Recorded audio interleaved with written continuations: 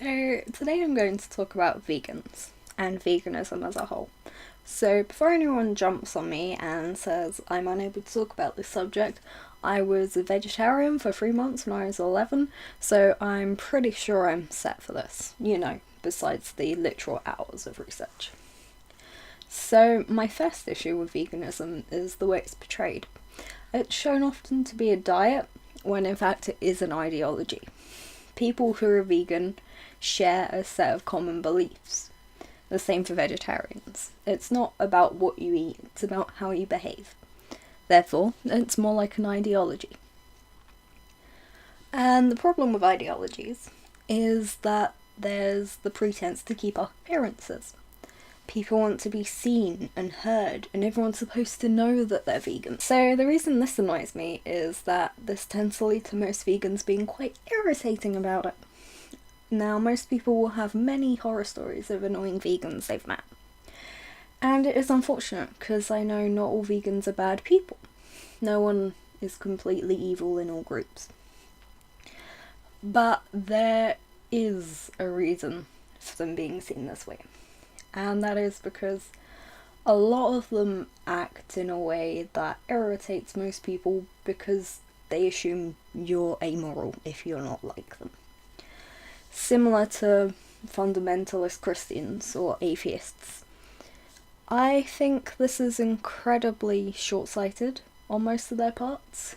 If you cannot accept that people who do not follow your doctrine are not good people, then you're very narrow-minded. But anyway, my first point of crap.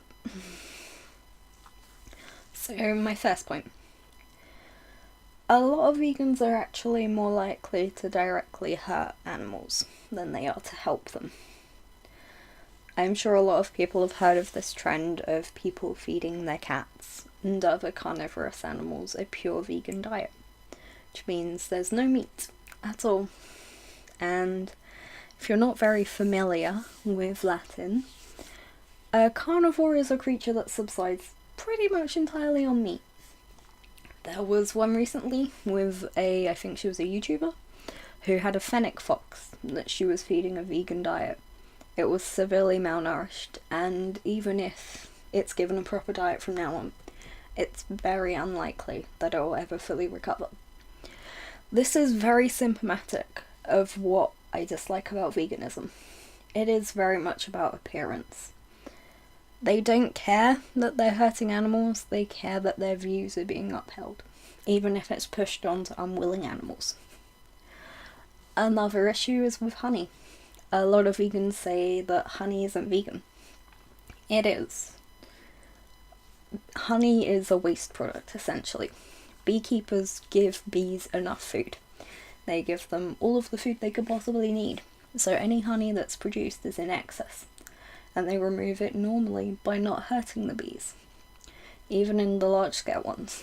So essentially, if you're worried about the exploitation of bees, you should more likely buy from local producers, and honestly that's the best way to help animals in general. It's the larger farms that operate battery systems and force feeding that are the ones that hurt animals. Most of your local farmers are completely unlikely to do that. Now, I would also describe vegans as being extremists. This is because they take the concept of not hurting animals to a logical extreme, which is that you should have nothing to do with hurting them. You shouldn't wear clothes made from them, even if it's obtained through non-lethal methods.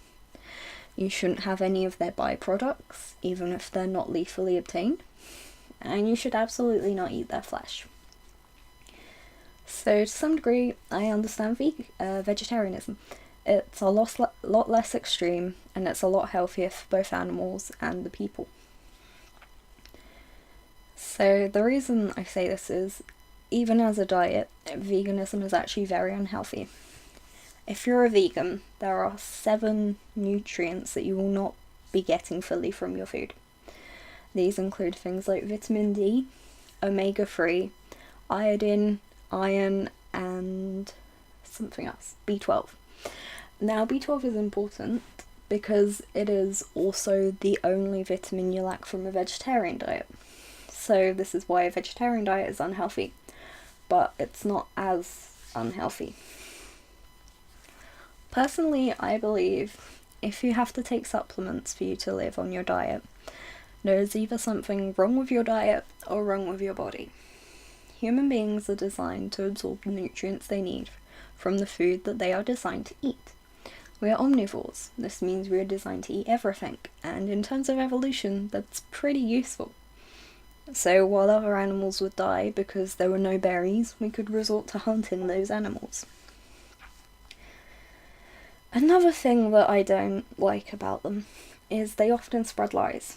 Now, the big one for this are PETA, and unfortunately, not everyone is familiar with how much they lie. They're actually seen as dignified and reliable in some circles, and that worries me. These are people who say that obtaining wool hurts sheep. Now, I grew up in a relatively urban area, but even I know how wool is obtained. You shave them, you don't skin them, but companies and charities like PETA would like you to believe that animals are absolutely covered in blood when you obtain your wool, and that your clothes that you obtain are therefore stained literally and metaphorically in animals' blood. They also say things like how McDonald's meals are made. A common one was the pink sludge, which was toted everywhere on Facebook.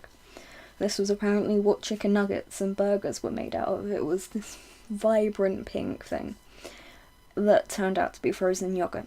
Now, I personally have people in my extended family who believe this, and who tried to push it on younger members of my family. And when you're telling a 7-year-old child that their food is like blended animals, that's disgusting and they absolutely shouldn't eat it and it's going to make them ill, and this is purely based off of a Facebook post, then I have an issue with you and your intelligence. There was also another similar one on Facebook that claimed KFC chickens had 4 legs, 6 wings and 2 heads, because apparently they don't understand that chicken wings come from many chickens and that's why they have a lot of wings. So coincidentally, most chicken wings you get are actually only half of a wing. If you go to somewhere like Nando's, actually you get a full chicken wing, which is 2 segments. So it seems like there's more than there should be wings on a chicken. But I digress. So, another thing is that, as well as it being unhealthy, and the fact that they try and push it on everyone, a lot of vegans do not realise their diet is completely impossible for a lot of people.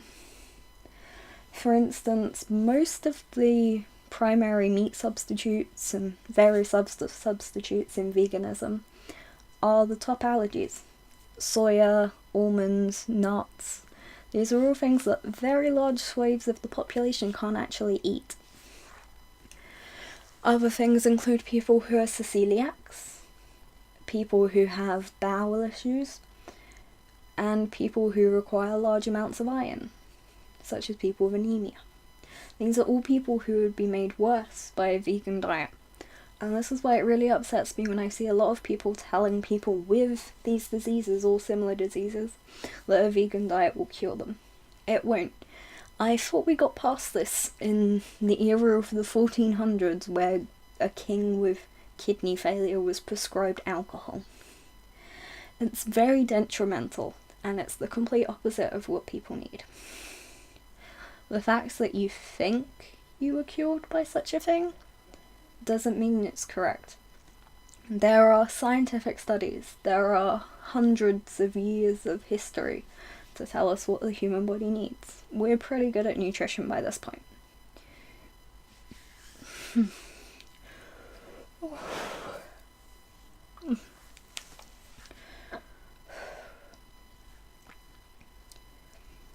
So, in short, I don't have an issue with vegans as people, even though I find a lot of them to be very irritating.